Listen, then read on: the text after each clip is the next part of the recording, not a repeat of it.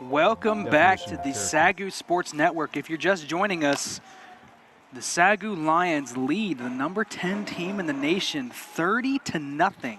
That's not a typo. It is 30-0 here in favor of the Lions, and they are about to receive the ball here to start the second half. About to receive the ball to start the second half. Really a very surprising first half, but not if you watch the game. It's surprising if you're walking into it, but if you watch the game, you saw all of it unfold. You saw how it worked. You saw the Lions consistently work the ball underneath. You saw them with amazing play calling. You saw the defense with all the big plays when it matters. Now you got 30 minutes to defend a 30-point lead. And the kickoff for ACU, we haven't seen it yet. This is the first time for the Lions receiving the kick. Malik Golden back inside the end zone. Trying to find a lane. He has one. Gets it past the 30. He's got the kicker to miss. Past the 50. Down the sidelines. They're going to blow the whistle and say he was out of bounds at about the 38, or the 33 rather. Malik Golden inches, centimeters away from a kickoff return for a touchdown. And I think it's actually been back around midfield when he was finally run a little bit out of bounds. If he could have somehow stayed in, that would have been a great way to start the second half. As it is, he sets up the Lions offense with great field position. You'll see it right here, right about there. Yeah, yep, I saw it. First time. Good eye on the ref, but the Lions will start in Arizona Christian territory. C.J. Collins will come out on the field in the first half. 240 passing yards, 3 touchdowns, 13 out of 16 passing. Me and you talked about it. All 3 of those incompletions were drops. Derek Shelby on the reception, the big fullback carrying some guys with him. Still hasn't gone down, now just shy of the 30, and he is pumped. He gets up and pumps his fist. Derek Shelby, don't call his name too often, but right there making a play. Making a big play down to 31. They're moving so fast we haven't even gotten to the talking points of the second half. The biggest talking point is come out and be strong. That was going to be our talking point. Put some more points on the board. You're so thrilled with 30-0, but you're still playing a great football team that you know can turn it on if they need to, if they can. So go down and get some points. This is what you could have dreamed for to start off the second half. Collins hands it off to J.P. Lowry. He's got a huge hole, and he hits it down past the 15, down at the 14-yard line. And SAGU coming out of the half. Huge kick return. Big play by Shelby, and now Lowry getting involved. They haven't missed a beat. They have not missed a beat. If you're Arizona Christian, you sat in that locker room for 20 minutes trying to figure things out. Well, you've come right back out, and nothing has changed. A minute in, and the Lions are in the red zone, threatening to make this a 37-0 game. Collins hands it off to Lowry, and falling backwards into him is the lineman, and a huge block thrown by Shelby, and J.P. Lowry finding some room somehow to pick up 7. He's going to get hit pretty hard on the line. He's going to get hit pretty hard to end the play as well, able to bounce off the initial contact here. It's just hit. Does a good job of slipping out fast enough to not get wrapped up. The defender couldn't get his hands on him. Takes the ball inside the 10. Weathers a pretty hard hit at the end there, but picks up 6 yards down to around the 8-yard line. About 2nd and 4 here. Collins takes a snap, hands it off again to Lowry, bouncing it to the outside, cuts back up inside. Looks like he's got enough for the first down, and it's going to be 1st and goal from the 3-yard line for the SAGU Lions as they bring the heavy formation in. Yeah, here they come again. Matt Lyler stepping in, and just another great play, another situation where the momentum is what carries him forward. Lions with 1st and goal at the 3-yard line. They're going to call it the 4. It's a long somewhere between 3.5, 4. Yeah. 2 men stacked at the bottom as they have opened this half with fury. Here's J.P. Lowry on the carry, churning the legs down to the 1-yard line, half-yard line they're going to call it. I thought he was in. I thought he was going to have the momentum. The defense able to stand just strong enough, hitting hard. You just got to lock your knees in place and pray that the help is coming from behind. Gain of around 2.5 inside the 1-yard line. 2nd and goal. All kinds of room over to the left there. Yeah, jumbo package still in for the Lions. Collins taking the snap, going to hand it off again. Lowry bounces it, and he cuts it up in for a touchdown.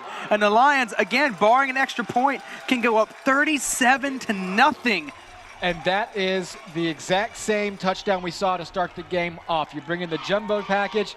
There you are, Matt Leiter sealing the edge. J.P. Lowry walks in untouched. So all of the discussion, all the talk about how much it would be important for the Lions to come out strong. Coach Tristan said it before the half. You know, we still got to keep up strong. That's how you come out strong. A kick return into your opponent's territory. Nothing but positive plays on offense. TH comes on, the snap is good, the kick is good, and it is 37-0. Arizona Christian, you could not have drawn up a worse start to the half for them, handing the ball to their offense now in a 5-score hole. There you see it virtually untouched for J.P. Lowry. Just totally impressive. Every element of the Arizona offense. Christian comes out absolutely needing to have a stop. And almost desperation there to coming out of the locker room to get a stop for the Firestorm. And SAGU just right down the field, all the momentum they had in the first half, it didn't stop. It just carried on. Didn't stop. It looked better than ever, honestly. That looks to be the smoothest drive we've seen in a game where the Lions offense has clicked so efficiently. A drive in which no play went for any sort of negative yards. Here is your stats at the moment. The Lions, 387 total yards, 37 points. 3 for 5 on third downs. Look at Arizona Christian, though. 5 for 9 on third downs. They're converting over 50% of their third downs. They just haven't converted them when they mattered. TH on the kick again. Virtually no wind here at Lumpkin Stadium. The wind has definitely died down from the start of the game. We'll see if he decides to kick it to Freeman again. You can't get in a position where you feel comfortable to kick it to the nation's leading punt returner. And they're going to get it over to Freeman. He's going to field it on about the 6-yard line. He's going to give the reverse, but it's bobbled. And now Arizona Christian trying to pull some tricks out of the bag, and it backfires in a huge way. It's Freeman handing the ball off, trying to get it to Kelly Wood. Kelly Wood drops it. It could have even been worse, but as it is, trailing 37-0, the Firestorm will take the field with Ryan Esslinger down 37-0 at their own 5-yard line. And he already has been sacked 2 times today, and you got to think, the D lineman for the Lions, they got to be pinning their ears back right here. Empty backfield for Esslinger. Back to pass, quick hitter. He's going to get it to the outside to his sure-handed tight end, Tyler Duncan. Going to get a gain of about 7. And this is where the Firestorm have excelled. When they have been on their end of the field, the quick slants, the little post routes, the out routes, they've all worked, and they've been able to march down the field. As soon as they've crossed that 50, a brick wall has gone up. Esslinger hands it off, and he's going to push the pile just past the first down marker.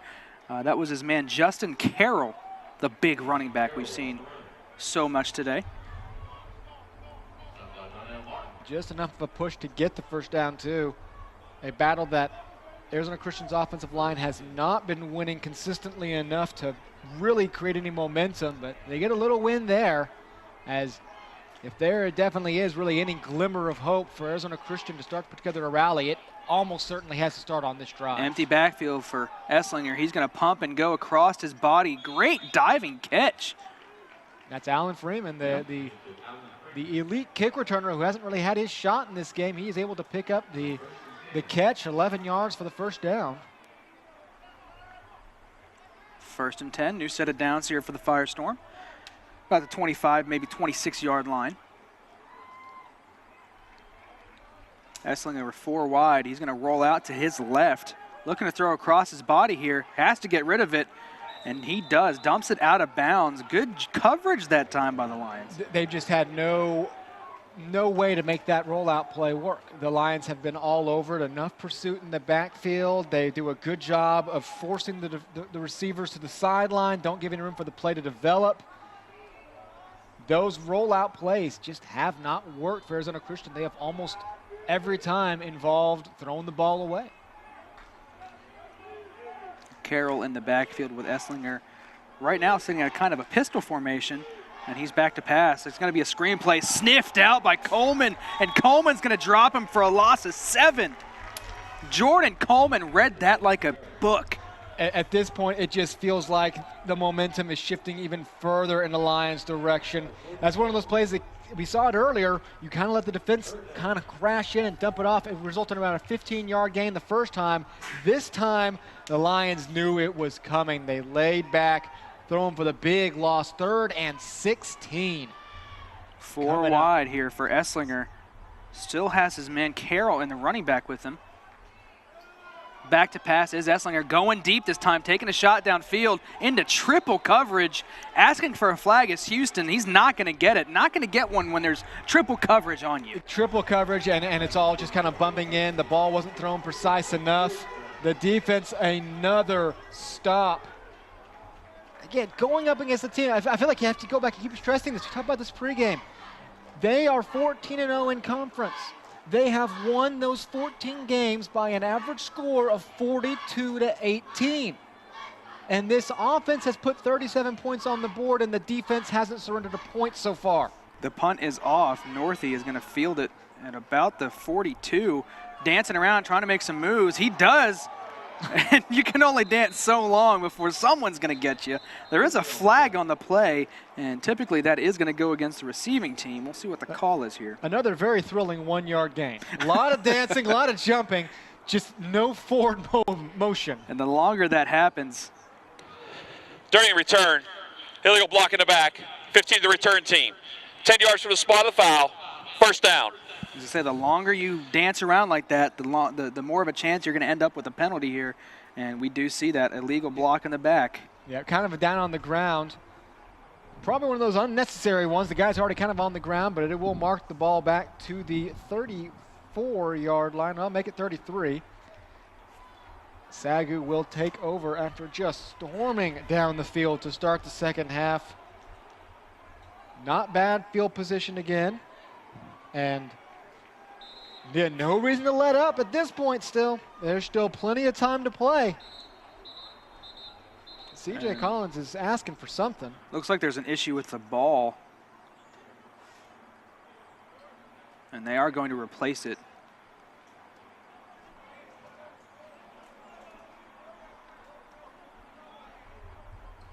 Perhaps it was a kicking team ball that was still left out there? That's probably what happened. Yeah. All I can imagine, unless Tom Brady snuck in real fast and did something to it. Ooh, our producer, John Cookwood's not going to be happy about that one. Collins now. Johnson in motion. He's going to hand it off to Bickham. Bickham's going to bounce to the outside. Flag comes flying in, and Bickham's going to get tackled for no gain. Maybe a half a yard they're going to give him. But that's in the vicinity of holding. Probably going to bring what little gain it was back. It'll probably set up a 2nd and long.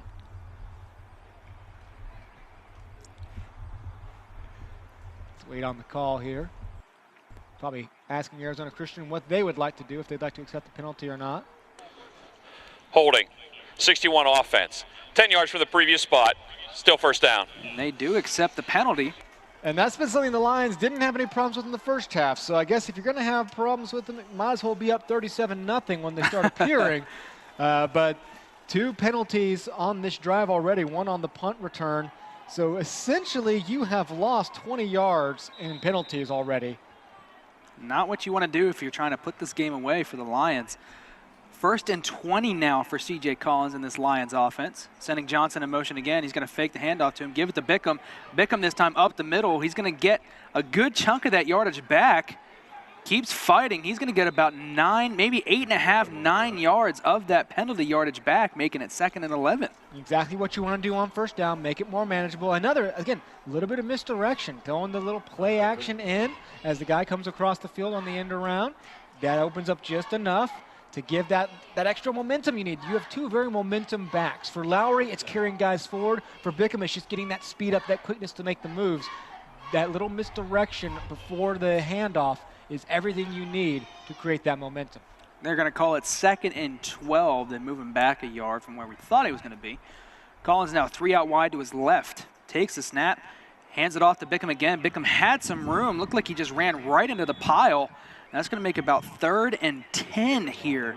And he had a hole to his right. If he had been able to bounce it out a little bit, right there is the hole. Instead, he just kind of runs into the pile. We have an Arizona Christian player down after that play. Now getting up onto his feet, that is number 85. This is Tremaine Johnson, or Tremaine Smith. Tremaine Smith, exactly. Typically plays with number 21 wearing 85 this game, so took me a second to find him. But yeah, number 85, Tremaine Smith, a guy who we talked about being a key player. Unfortunately for him, the first time we call his name is when he goes down after a play. He has been completely neutralized, as has this entire Arizona Christian defense. But they have put the Lions in a tight spot here, 3rd and 10 at their own 33-yard line. Collins getting the play from his coaches on the sideline. And already you see them letting the clock roll a little bit. That's how comebacks happen. You don't run the clock early. They're letting it run a little bit extra every single time now. Collins now fakes the handoff, back to pass. Deep drop, going deep in the middle again.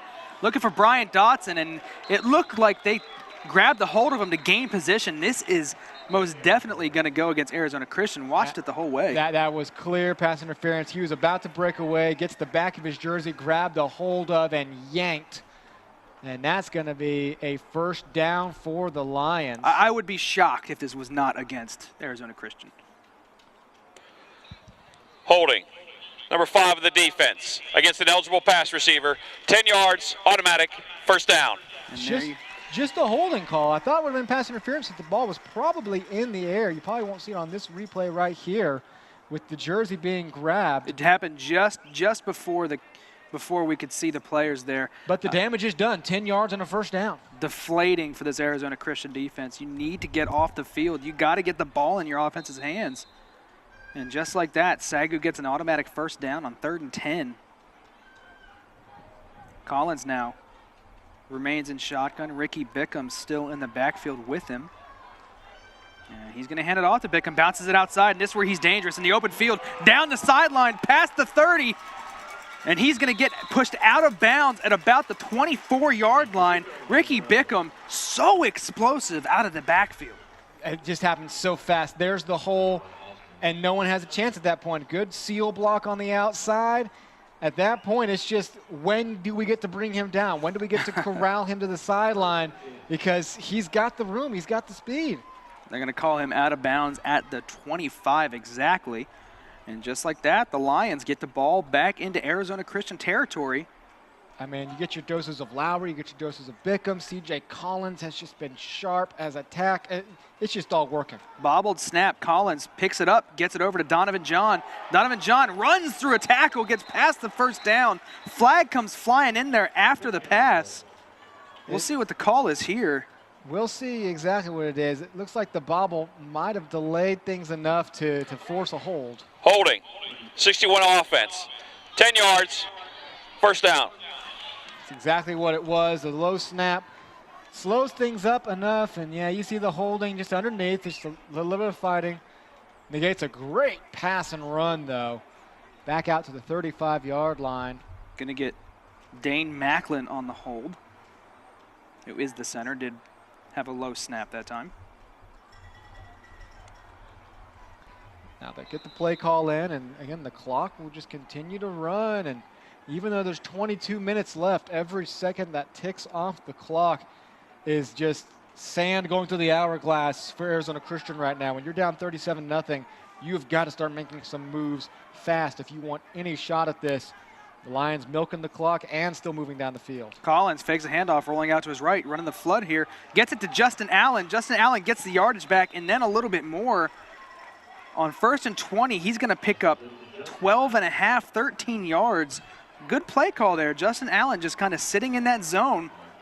Find some running room. I'm amazed he's still finding room to get open. He had over 100 yards receiving in the first half and 2 touchdowns. Gets wide open there, picks up 13 of the 20 they needed. Very manageable second down. 2nd and 7 here for C.J. Collins and the Lions offense. We've already scored in this second half to start. He hands it off to Ricky Bickham, and Bickham's got room, makes a move and gets just tripped up, but not before he gets past the first down yardage. That's Mitch Carpenter, who's just the only guy between Bickham and the end zone. Wraps up his ankles. So soon enough to prevent the touchdown, but not soon enough to stop the first down. So the Lions immediately erase. They've now erased 2 2nd and 20s on this drive. 1st and 10 from the 11. The Lions can still get a first down if they get it down to the 1-yard line. 2 receivers stacked at the bottom of your screen. That is Justin Allen and Jeremy Carr. He's going to hand it off to Bickham. Bickham just runs into a pile there, gets maybe 1 yard off that carry. Flag was dropped immediately on the sideline. We'll see what this is. Again, probably in the nature of a holding call where the refs are standing.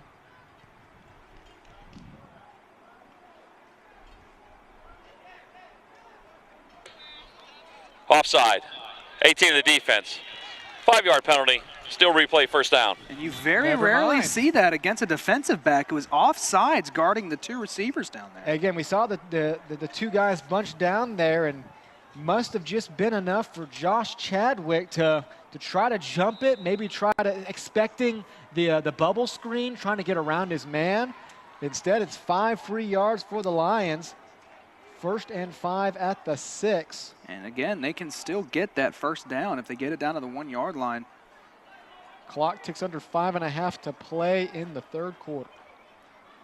Collins takes a snap, hands it off to Bickham. Why not? He's been the hot hand this drive. Bickham fumbles the ball. The 2 SAGU players are there to eat it up. That's the one thing you have to avoid right now is a costly turnover. Bickham's going to lose it as he's getting wrapped around. Just maybe try to do a little bit too much. You're wrapped up. The ball was hanging out there too far. You got to tuck it in. Great job. Hard to see exactly who got on it. Bryant Dotson and Devo McNeil both were there. Didn't see who came up with it, but good effort by the offensive lineman and then the receiver. Big to avoid the turnover. Still just 2nd down. They lose 4, so it is 2nd and 9 at the 10-yard line. Back to where they would have been without that holding call after that 1-yard Bickham run. That big play there, because the last thing you need is a scoring drive being erased, maybe getting returned for a touchdown, something like that. All of a sudden, the game gets interesting again. Timeout, SAGU. First time out of the half. The Lions burn a timeout as they could not get the play call in time. But now with 4:22, just under 4.5 minutes left here in quarter number 3. And Tim, Arizona Christian has had the ball 1 time this quarter. 1 time. And it resulted in another punt. The Lions have dominated. We get a look in here as number 2 Baker playing number 23 Peru State, up 65-42. No defense in that game. 7-on-7s. Yeah, just a lot of scoring out there as we cut back to this game. There's been a lot of scoring for the Lions, but what is simply stunning is Arizona Christian sitting there with 0 points. It's just absolutely amazing. On the season, Arizona Christian, well, obviously they're undefeated coming into this game, but when you look at the NAIA ratings and rankings, obviously number 10 in the nation, but they have put together one of the best offenses in the NAIA, and they've done it every single week, consistently putting up 50, 60 points. Collins now with 3 receivers out to his right. Ricky Bickham still in the backfield with them. Collins takes a snap, fakes a handoff, rolling out to his right now, looking for Justin Allen. And Justin Allen looked like he had a little bit of room to run, but he catches it and falls forward. It's going to be about 3rd and 2 here. And we'll see what the Lions do. It looks like they're going to bring the heavy formation here as Matt Leiter, Derek Shelby both come onto the field, as well as extra lineman Luke McBride. Now, every time you've brought this heavy formation in, you've gone for the run. You've gone for the run, you've gone for the run. Is this the time for the play action rollout? Maybe even drop it to Leiter. Maybe even let Leiter get a shot. That left side of the field is open. We could maybe even see a C.J. Collins keeper to the left. We'll see what they go with here. And they're going to get him here for a false start. Could not get the play off. False start. 70 offense. 5-yard penalty. Still 3rd down. And that'll definitely change this scenario for the Lions. Instead of 3rd and 3, it'll be 3rd and 8. Penalties have just kind of kept knocking them back on this drive. They've been able to respond well each time. They're going to keep the heavy formation out there. I noticed that. Yeah. Very interesting. 3rd and 8 at the 9. You wouldn't imagine that you'd have the same play call. And they did switch out Lowry with Bickham. but Matt Leiter will stay on the field. The heavy formation will stay on the field. If we're going to see Leiter on a passing route, a route here, it's going to be here. 3rd and 8.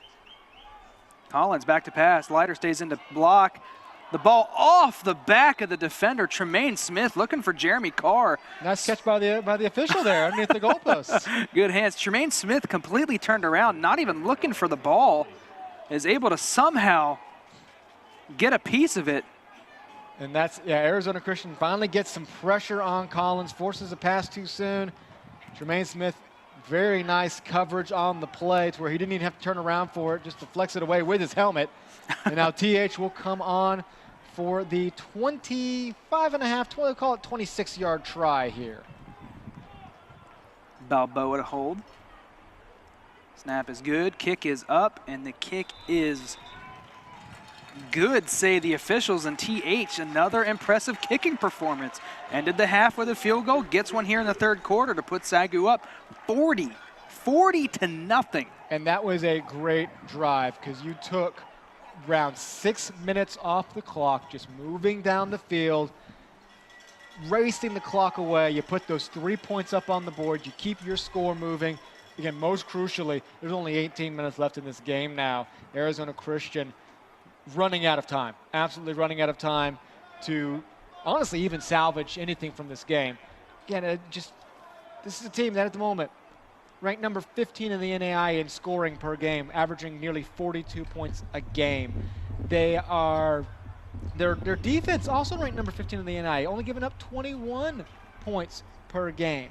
Double that in this one.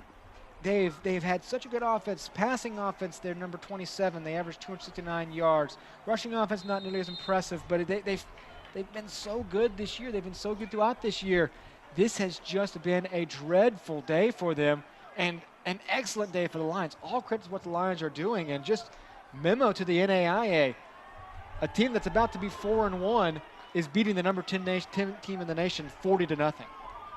We see another reverse here. They get it to Freeman. They drop it again, and they're going to call him down. They're going to say his knee touched while recovering the ball, and I don't think I'd try that again. It's twice that they've run that in the 3rd quarter alone, and twice they have fumbled the exchange.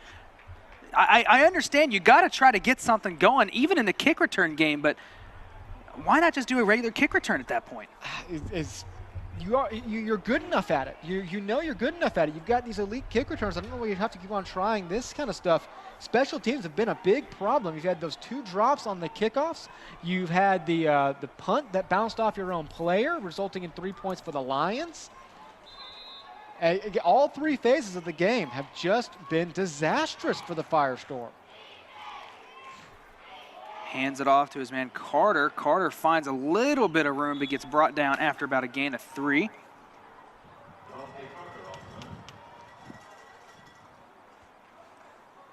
And the Firestorm aren't even really showing a whole lot of hurry-up look right now. Again, at the moment, I think it's just the thought is get something, get anything. Try to start putting something up on the board.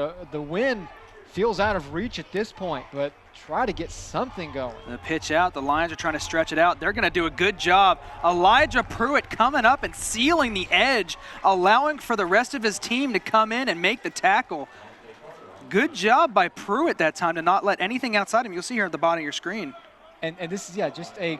Get in the way. Another job of just, sealing those corners. They have done a good job winning up front, but they've never let the outside game get away from them. Whether it's DBs crashing, whether it's the guys up front sticking on their men, they've just won. They have won practically every play that matters in this game.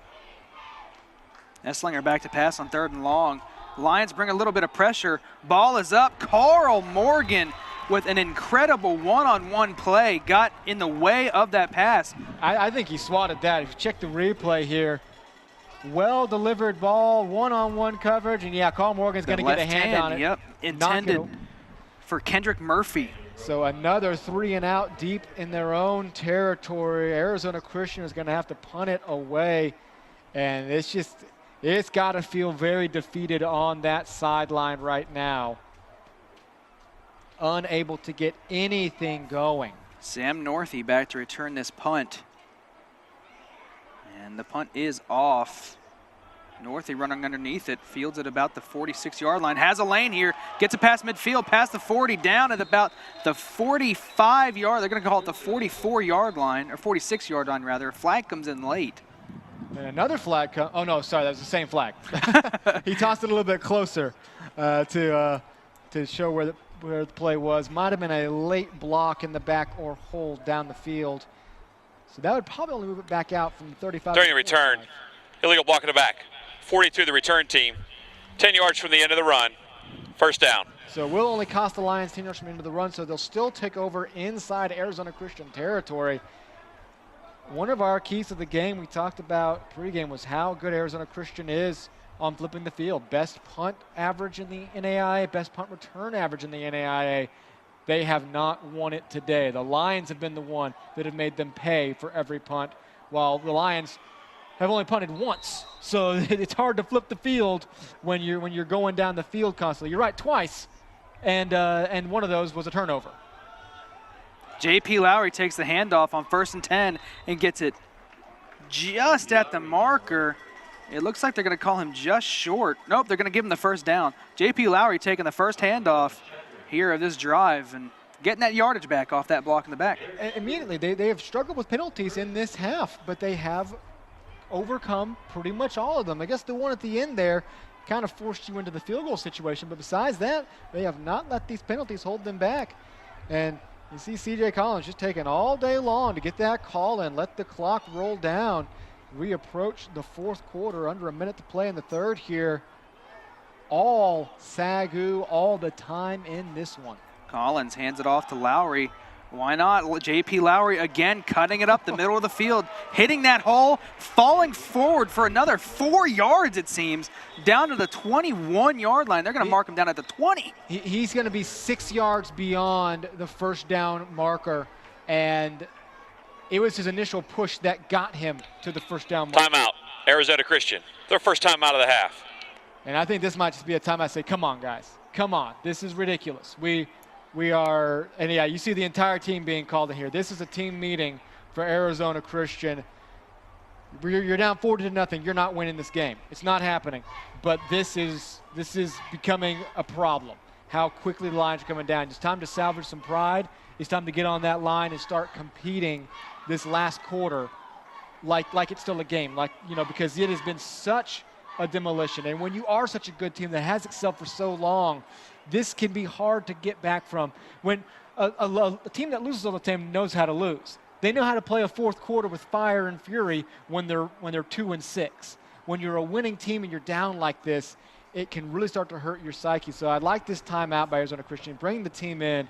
Just say, hey, guys, there's a long season ahead. Let's start playing the rest of it right now because this is too easy for SAGU. They are just running it down our throats. Plus, you're still ranked number 10 in the nation. I don't know if they're going to throw you out all the way to the top 25 after this loss, but if you lose 54-0, they will. So if you can salvage something, you might be able to salvage some of that top 25 positioning. Here is Collins in the shotgun still with J.P. Lowry in the backfield, Derek Shelby at the H-back. Collins going to fake the pass, or fake the run out to Jeremy Carr. Good initial block by Roderick Brown, but a good job of shedding that block and forcing him out of bounds. That was Jamorian Hill. And that's the play that they were trying to read on the last drive that resulted in the offsides.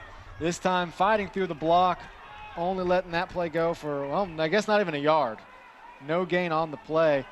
SAGU will be content to let the quarter run out, 2nd and 10. A dominating display over the first 3 quarters as they lead 40-0.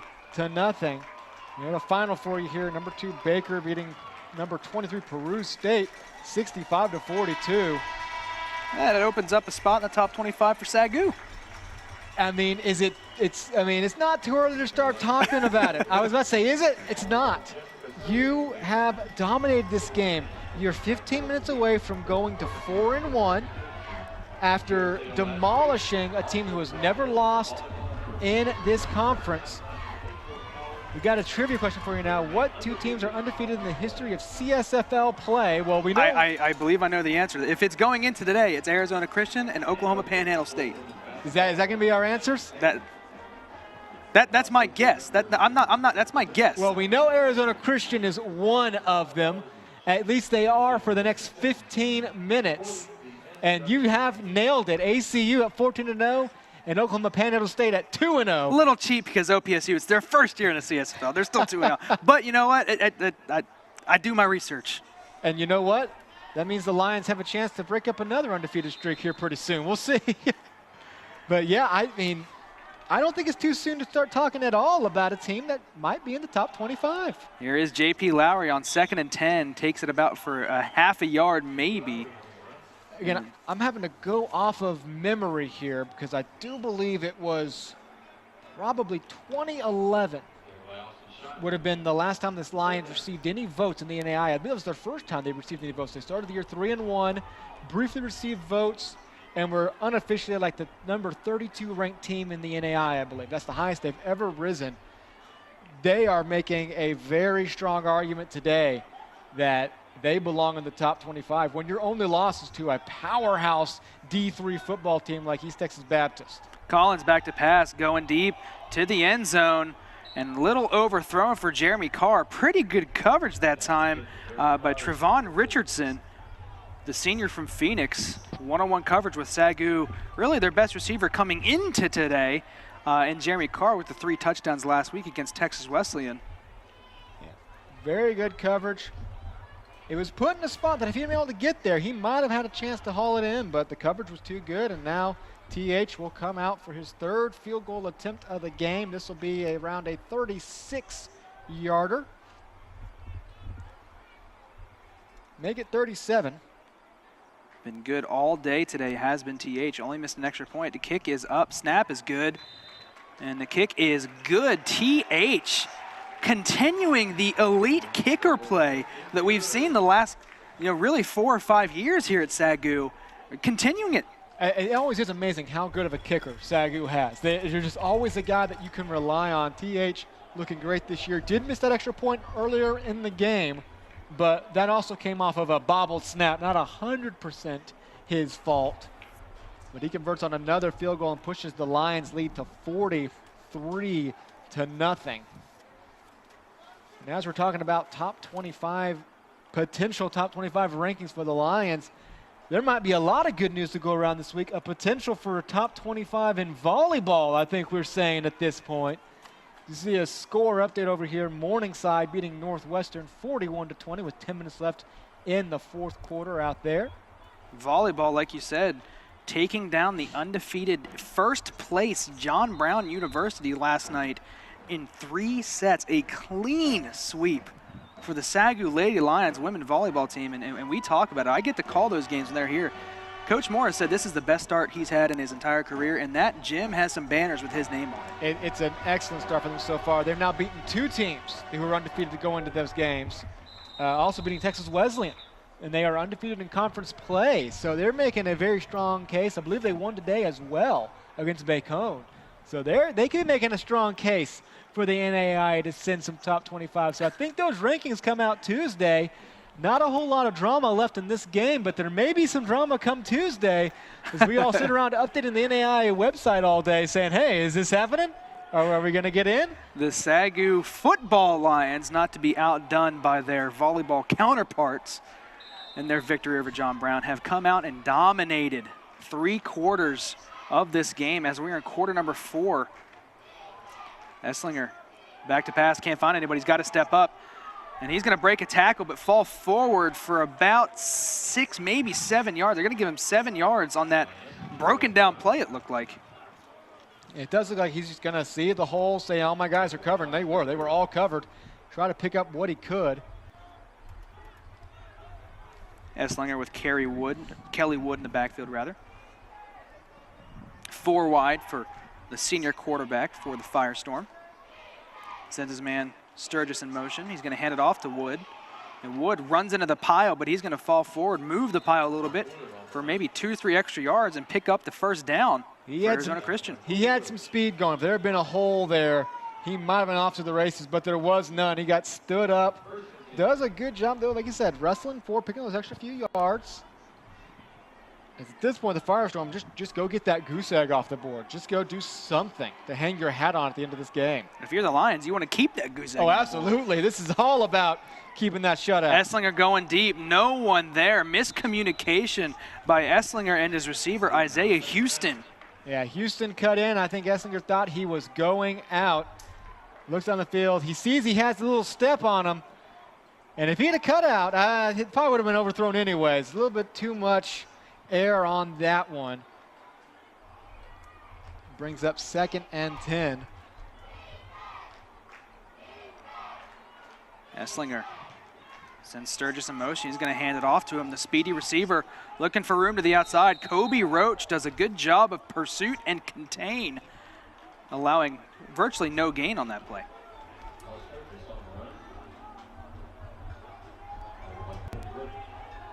Just another end around that goes nowhere. The Lions, there's just always been somebody there in this game. 3rd and 9. They're going to give him a yard on that end around. Esslinger in the shotgun, man to his left in Wood. Back to pass is Esslinger. Looking deep. He's going to have to roll out. Nothing there, trying to float it up. Almost intercepted by Carl Morgan. A flag comes out. I believe that Isaiah Houston may have been out of bounds, and obviously you can't be the first person to touch the ball. See what the call is here. Carl Morgan, fingertips away from an interception. It was a great throw by Esslinger, though, running to the sideline. Illegal touching by number 9. Receiver went out of bounds on his own, came back in, was the first player to touch. So no yardage penalty, loss of down, 4th down. And that indeed was the call. Good catch right there. Just a little bit too much time taking. Houston steps out of bounds. This is the second time we've seen Esslinger just trying to make something happen, throwing it down the field. The first time the ball was knocked loose. This time it's caught, but not before he stepped out of bounds. That's where Carl Morgan wishes he was about 1.5 centimeters taller at that point. Sam Northey back to return the punt. Has done a good job today of creating a lot of interesting punt return plays. Here he is, fielded about the 10-yard line. Cuts it up. Can he get past the 20? He cannot. Looks like he may have dropped the ball. No. The ball did come out. And they're going to give it to him. They're going to give it to Arizona Christian. I thought the ball came out. He was trying to do a little bit too much. And the first big Lions mistake of the day is going to happen inside their own 15-yard line. We're trying to see when the ball came out here. It did look like he's going out, trying to fight a little bit too much, and right here you'll see it come out. It did come out, absolutely. It's going to be Arizona Christian's ball at the 19-yard line. Mental mistake there by Northey, who's done such a good job today of returning punts. And now SAGU's got their backs to the wall, which we haven't seen really since that first drive. First drive of the game, they were able to drive all the way inside the red zone. That really might be the play of the game when you go back to it. That 4th and 2 that you stopped when it looked like Arizona Christian was going to come right out, go up 7-0. And the ensuing 4th down conversion they had on that drive after that. I mean, you don't really think about individual plays in a 43-0 game, but that changed so much. Arizona Christian also had another long drive that ended in an interception. Back to passes. Esslinger tried to fit it in between Carl Morgan and Kobe Roach to his tight end, Tyler Duncan, and just could not find any space. Tyler Duncan's been really good at bringing those hard-to-catch passes in, but this one just a little too much to ask for one-handed. Now, Esslinger here facing a 2nd and 10, still inside the red zone at the 19-yard line. 2 out wide to his left. Got his running back Justin Carroll in the backfield with him. And he's going to fake the handoff, roll out to his left. And right there is the SAGU D line. He escapes for a second. He's got a man wide open in the corner of the end zone. And he finds him. Finds his man Kendrick Murphy on what looked to be maybe a busted coverage play. Just wide open. There is a flag on the play, but I believe it's going to be intentional grounding, as you're thinking too. Personal foul. Roughing the passer. Roughing the passer. Number 96. Arizona Christian is elected to enforce that penalty on the ensuing kickoff. Touchdown. Roughing the passer, yep. The other quarterback related 15.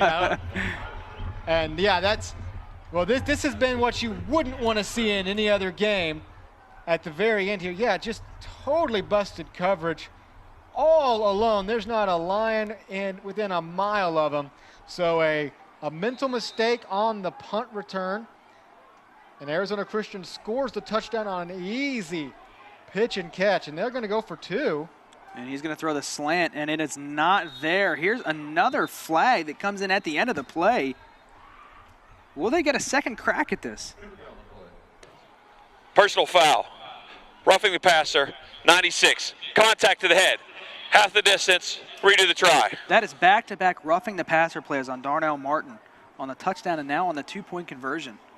I mean, if you have to pick a time to make some big mental mistakes, I guess it's in a game that's safely salted away, but not what you want to see. You would have, obviously you knew the defense was fighting for that. And yeah, it did look like you see just on the left side of your screen, just a little bit of contact with the helmet as he comes in.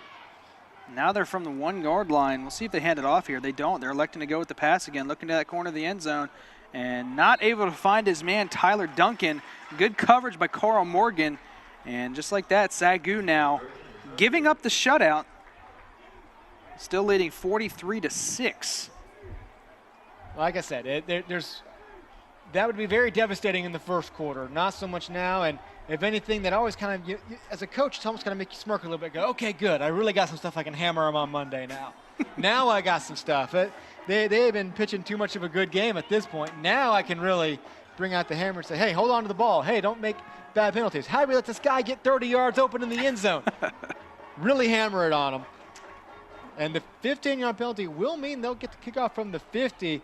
Would not be surprised at all to see some kind of pooch down to the 30, even just a straight-up onside kick. When you've already got the ball at the 50-yard line, why not try an onside kick? Even if you don't get it, SAGU's only going to get the ball at the 35, 40-yard line. As some wind gusts pick up here out of nowhere and blow the ball right off its tee. As the wind has significantly picked up here just in the last 20 seconds. And here is the onside kick, and it's fielded in by Xavier Pittman, the former receiver turned into defensive back for this season. Hauls it in and just falls to the ground, which is what you want to do. You don't want to try to return an onside kick. That's just dangerous. Just fall on it, give your offense good field position. Most importantly, don't turn the ball over, do something silly. That's perfect form. Great Get play. hold of it, drop. Great play by Pittman. SAGU's going to have the ball here at the 40-yard line as C.J. Collins is still in the game. Ricky Bickham now is going to be the running back on this drive. We'll see, maybe as this fourth quarter wears on, how much longer the starters stay in this one. Collins now going to fake the handoff to Bickham. Makes a good move, has to get rid of it. Down the field to Roderick Brown. He's got the catch on really a busted play from the get-go. Penetration forced that play to look a little odd, and he got it to Roderick Brown. CJ just fighting for his life, having to skip around right here. Looking a little bit like Bickham. Able to throw the ball, and Roderick Brown reversing his speed, coming back across the field, just going down around his shoelaces to grab that one.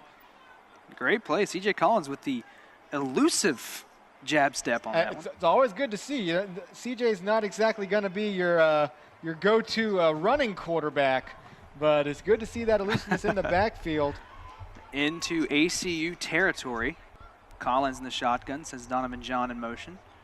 And the handoff to Bickham. No room to run there for Bickham. He's going to have no gain, bringing up 2nd and 10. J.P. Lowry is just short of 100 yards right now at 98. Ricky Bickham is right at about 89 yards at the moment, so both running backs sniffing the 100-yard mark. C.J. Collins just under 300 yards passing in this game, 3 touchdowns. Of course, Justin Allen leading the way right now with 126 yards receiving and 2 touchdowns. Yeah, C.J. basically just needs one more pass completed to go over 300 yards in what has been a truly memorable day for this offense. Collins hands it off to Bickham again, looking for room to get to the outside.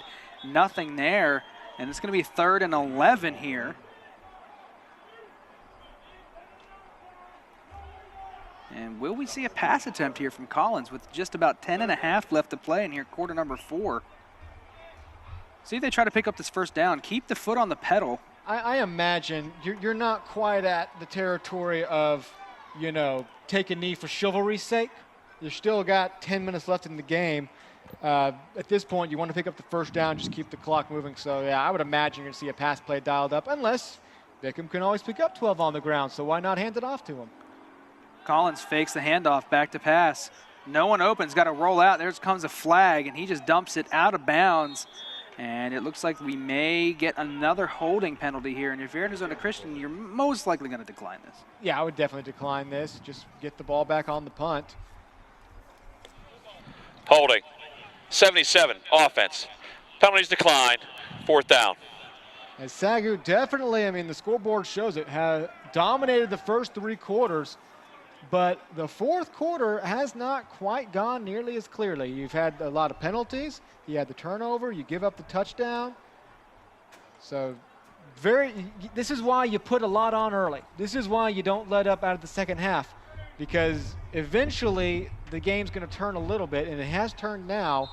Fortunately for the Lions, it's turned far too late for Arizona Christian to be able to pull back into this one. Alan Freeman back to return the kick. Rugby-style kick from Montiel. And he's going to bounce at about the 14 and roll all the way down to the half-yard line, where Malik Golden is there to scoop it up and down it. Great punt. You can't get the ball any closer. That is perfect.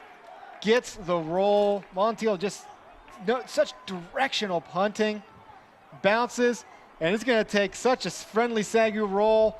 Goes enough, but at a slow enough speed that Golden is able to catch up to it. Down it inside the 1. Like I said, offense, defense, special teams, the Lions have won it all today. Arizona Christian having to take over from that 1-yard line here as Esslinger has got 99 yards to go here to put another score up on the board. And he's going to hand it off. It's actually no longer Esslinger in the game. Abatacola has stepped in, the sophomore, number 16 for Arizona Christian. So they have changed out their offense now, going to let the backups get some playing time. And yeah, they do a good job picking up 8 yards on first down, breathing room, and close to a first down. 2nd and about 2. Back to pass, the lefty gets it out to the flat to his man, complete for what should be a first down. They're going to move the chains. That was Tyler Duncan. Duncan definitely been a bright spot in this one. He leads Arizona Christian now with 8 catches for around 75 yards. Leads them in yards receiving and in catches. Freeman in motion. They're going to hand it off to him, and this is where he's explosive in the open field, and he's going to take that end around and get, looks like, just enough yardage for the first down to the 25. He had the 1 catch earlier, but besides that, this is the first time we're able to see him and his speed and elusiveness utilized. He's not been able to get near a punt, and his kickoffs have either been touchbacks or drops inside the 10-yard line.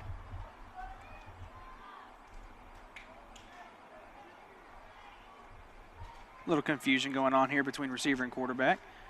The handoff to Carter, trying to get it to the outside. Carl Morgan doing a good job of making the initial contact and letting his teammates come in and clean that one up.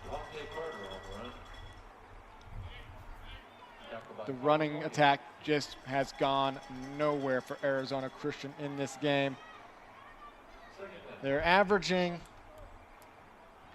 right around just under 3 yards a carry, or sorry, just over 3 yards a carry.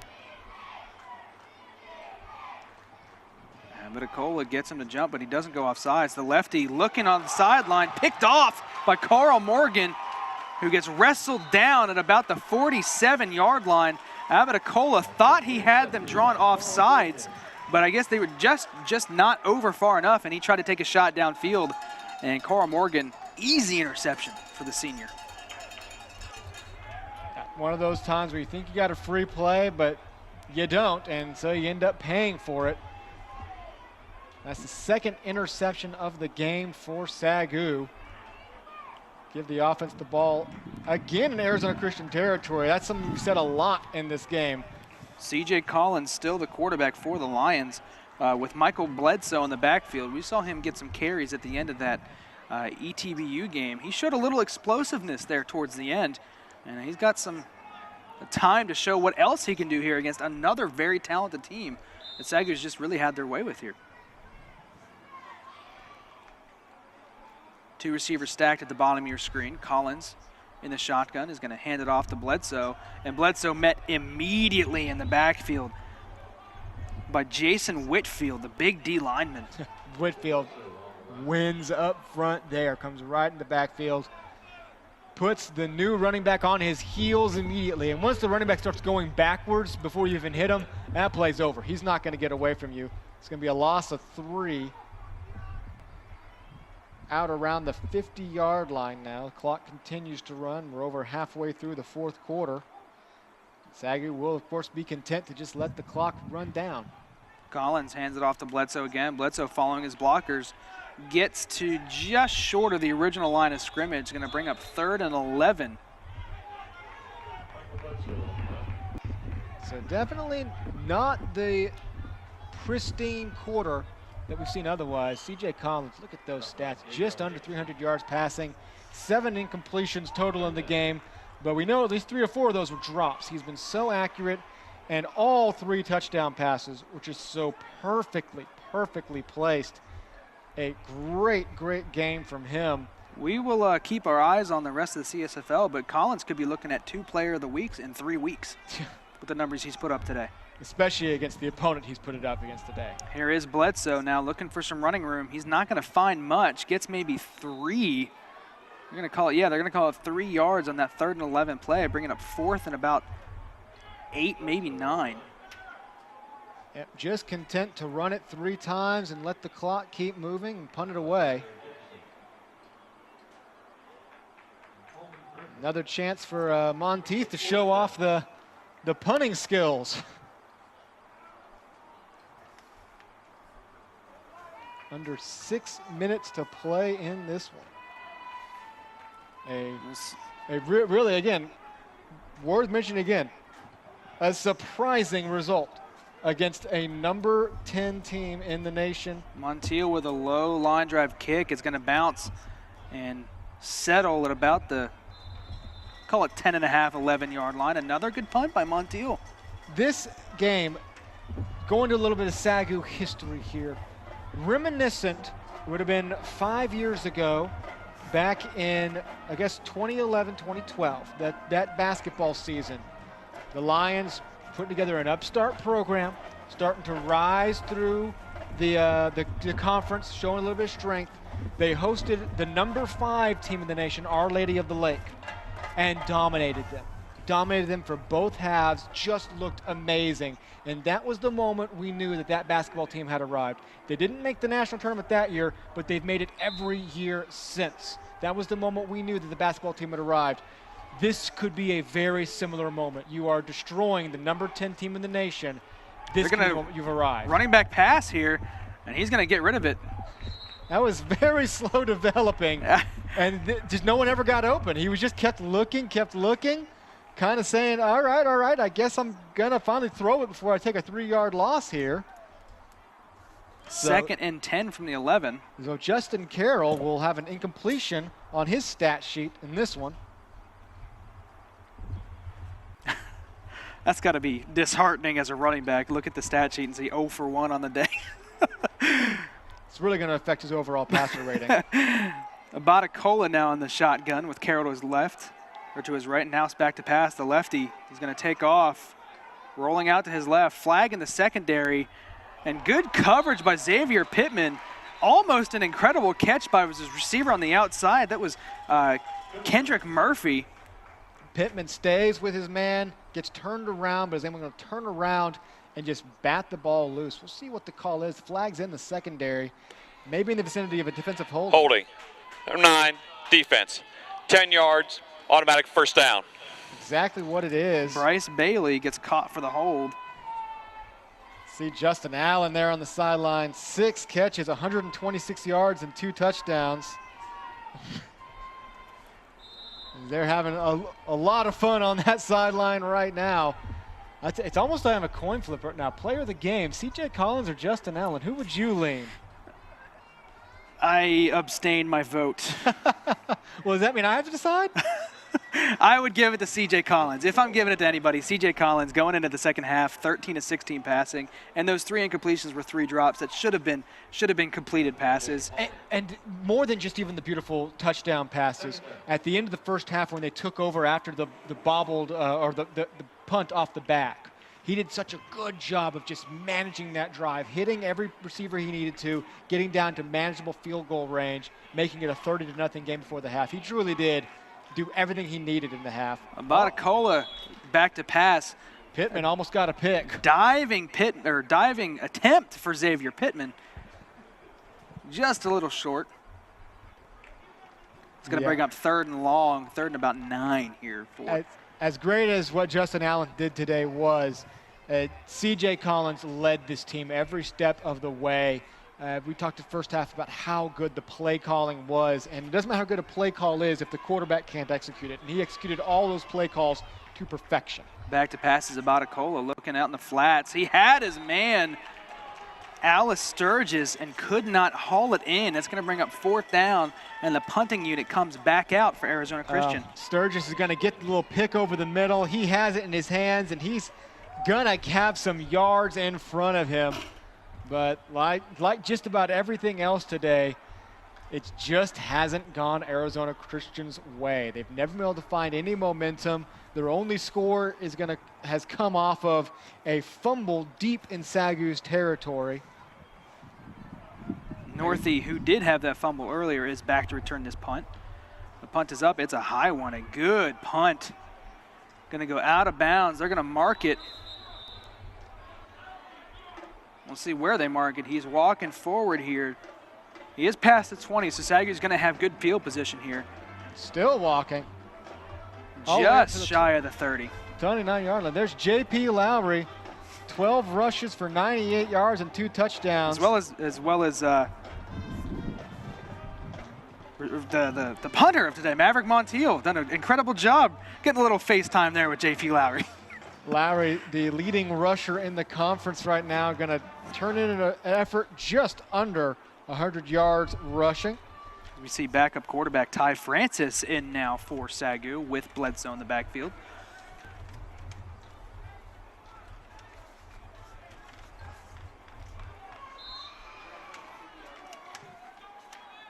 Going to be in the shotgun, 2 receivers to his left.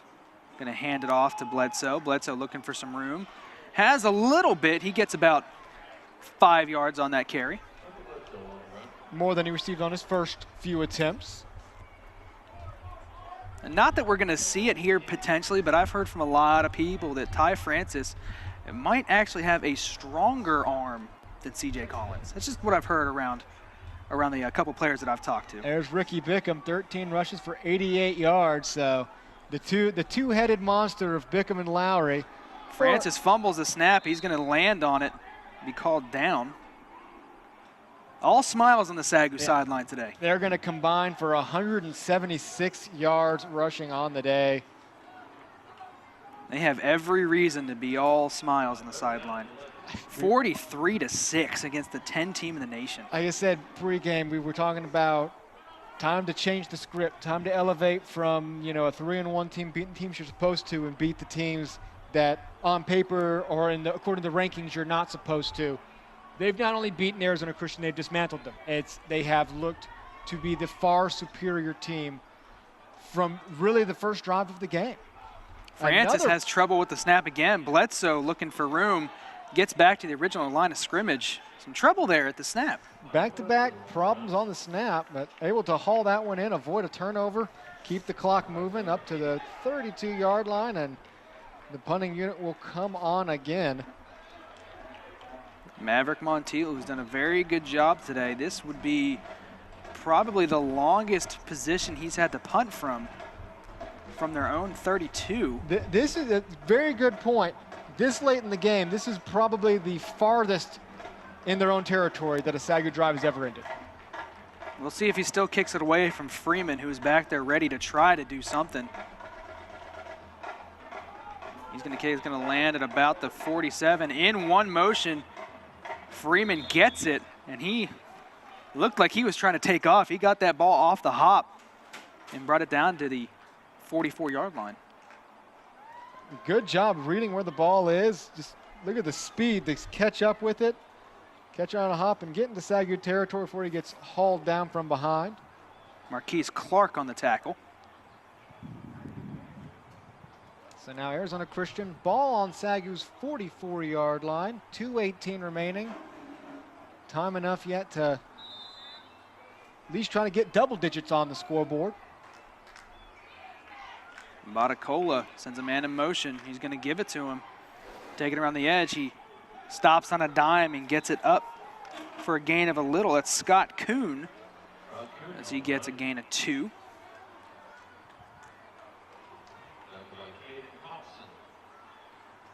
We are now under 2 minutes to play here in the fourth quarter. Again, SAGU leading 43-6 against Arizona Christian, who entering today undefeated in conference play, also the number 10 team in the nation. Hands it off to Wood, and Wood is brought down quickly. Both of those stats, use them while you can because they're only good for about 90 more seconds. Undefeated, no more. And the CSFL race just got very, very interesting. Looking ahead, Arizona Christian will play Langston, one of the other top contenders, on October 21st. They'll have to travel to Oklahoma, play that one. And then for SAGU, oh my goodness, November 4th, I believe the final, would that be the final game of the year? Final game of the season. Final game of the season against Langston University here at Lumpkin Stadium. I don't want to get too excited about a game a month away, but there's a lot of football to be played in between now and then. And that actually won't be SAGU's final game. They do have a road game the week after at Bacone, but that could be a de facto championship game as that passed just a little bit too far. If you are a SAGU fan, you have to go from playing Arizona Christian today to rooting for them next week against Langston. You want them to knock Langston off. October 21st is when Arizona Christian will travel to play Langston. So yeah, you are definitely cheering for them 3 weeks from today when they travel to Oklahoma, hoping for a win to drop both teams to a loss. Look at the schedule ahead. Lions have a bye week next week, so plenty of time to let this one settle. And they'll be back October 14th against Wayland Baptist. That will be homecoming. That'll be the homecoming game this year for SAGU. Then off to Oklahoma Panhandle State. That'll also be a big challenge. The only other undefeated team now, the only undefeated team in CSFL history, right? As of right now, yeah. Lion, and then that home game against Langston, November 4th. Again, a month away. There are still 3 whole games to be played in between now and then. And you know, the Lions, they have Lion circled on their schedule because Lion beat them last season. They did, beat them in controversial fashion on the road last year. And SAGU will come out. Victory formation, it looks like. It will be, as CJ Collins will come out to finish it. So it just got very interesting. The Lions are going to move to 4-1 on the season, 3-0 in conference play. Meanwhile, Arizona Christian will fall to 4-1 on the season and 2-1 in conference play. And looks like we just had an ice bath. The ice bath for Coach Tristan after the upset, the blowout of Arizona Christian. Not something we've seen since the Victory Bowl is the ice bath for Coach Tristan. And very deserving, incredible game. And this could be an even bigger win because at the moment you are now in the driver's seat in the CSFL. Like I said, memo to the NAIA offices, to all the coaches in the coaches poll. If you're watching this game on replay right now to decide your vote, I'm just going to go ahead and put in one more recommendation for what you just saw.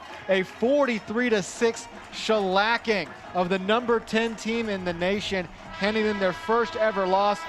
Make no doubt about it. The Firestorm had a bad day, but this is not a bad team. This is a very good team The Lions were just that much better today, and they might be that much better overall. Looking at some final stats in front of me here, SAGU will go over 200 yards rushing on the game, 206 yards. CJ unable to get over 300 passing, stuck at 297, but it's 500 total yards passing. Look at the final third down stats. SAGU's dropping to 3 of 10, and the penalties go 7 of 65. Almost all of that is exclusively because of the fourth quarter, where they only put up 3 points. Everything else, though, like I said, 500 yards. ACU still put up 311 yards. Because like we said, all day long, when they were on the Firestorm side of the field, they were moving. They crossed the 50 time and time again. But when it mattered most, the Lions made a stand, whether it was a turnover on downs, whether it was a fourth interception, another, holding around the 40, making them punt.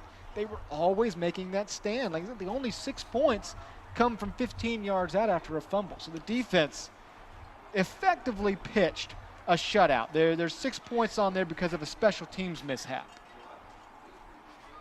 There you see the phenomenal pass offense coming into today for Arizona Christian.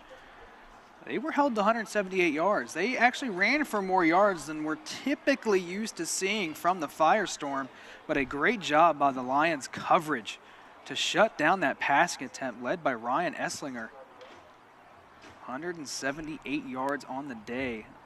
The Lions had a lot of targets today as well. Looking at some individual stats, Justin Allen, 6 catches for 126 yards, 2 TDs.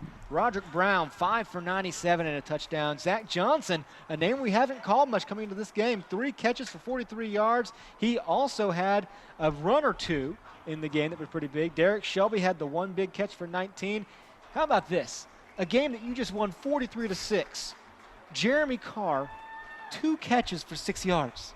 After coming off a 3-touchdown performance. Arguably your best wide receiver in a game that you win by 37 points, only got 2 catches for 6 yards. That shows how deep this Lions team is, how many offensive weapons they have, that arguably their best receiver could be completely shut down throughout the day, and you still win so big. Now you look at the conference standings, SAGU at the top, all alone. Langston will be playing later today. Oklahoma Panhandle State will also be playing. So that'll be updated throughout the day. It's nice to see SAGU at the top. And well earned. Very, very well earned. 3-0 in conference play. Ending a unbelievable run by Arizona Christian. To come into a new conference and immediately open up with 14 consecutive wins by an average of, as you talked about pregame, 42-18. An average of 42-18. They've dominated this conference for about 2.5 seasons now. I guess you could say the chickens kind of came home to roost today. All that domination finally ran out in Waxahachie as the Lions opened up. And again, to kind of go back and recap this game, that first quarter, where Arizona Christian opened up and was moving down so fast, it almost felt reminiscent of the East Texas Baptist game. Yes, it did, absolutely. You deferred, and immediately you're getting beat down the field. And it's like, oh, it's about to be 7-0, and the deferring is going to end up being a bad call. Instead, you make the huge stand on 4th and 2. Then your offense gets the ball, goes down the field, gets a 4th and 1, converts it. That was the play. Lowry took the ball down to the 2-yard line. You go up 7-0, and from that point on, you just had complete control of the game. You had complete control of the game. 30-0 at the half. Only put up 13 points. Well, 30-0 at the half. You come out as the second half, get the quick touchdown, go up 37. That was really all they needed. From that point on, it was just kind of sit back and relax, kick a couple of field goals. And that was big. Now, in addition to this game, you trust your kicking game now. We saw Talong Hmong come up with some very good field goals, and they weren't even close. So it's a solid kicking game from the Lions, and that's something small that you can pick out of this game that you have trust now in your kicker. Like I said, special teams, the punting looked excellent. You had the 1 turnover on the punt. There wasn't really anything you did. It got a lucky bounce, but you hopped on the bounce. That was what was important. You got on the bounce. You made Arizona Christian pay for their mistake. Arizona Christian, of course, a number of special teams mishaps.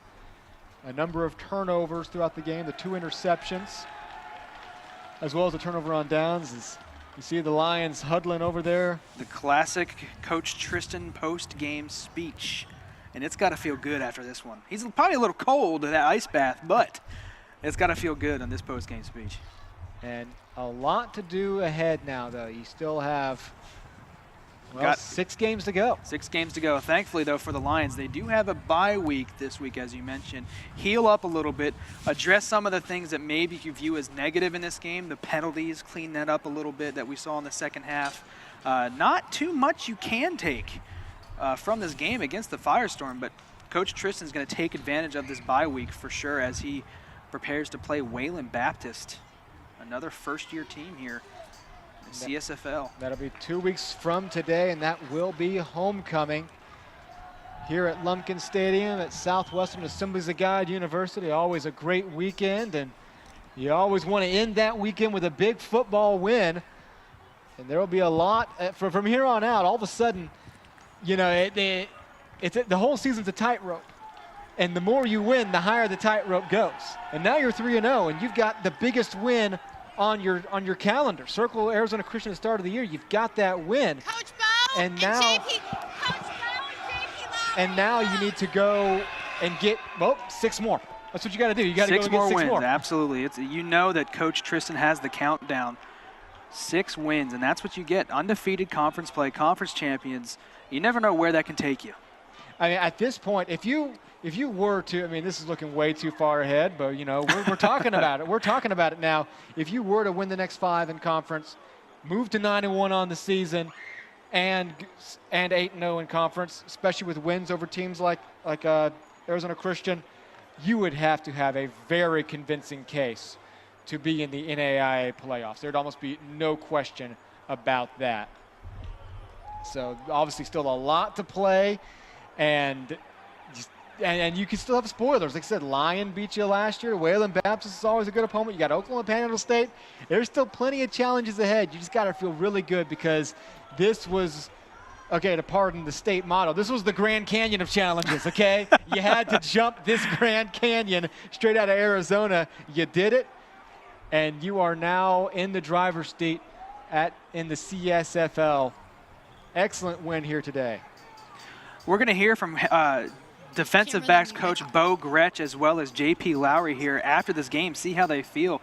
Kristen, how does Coach Gretsch feel about the performance today?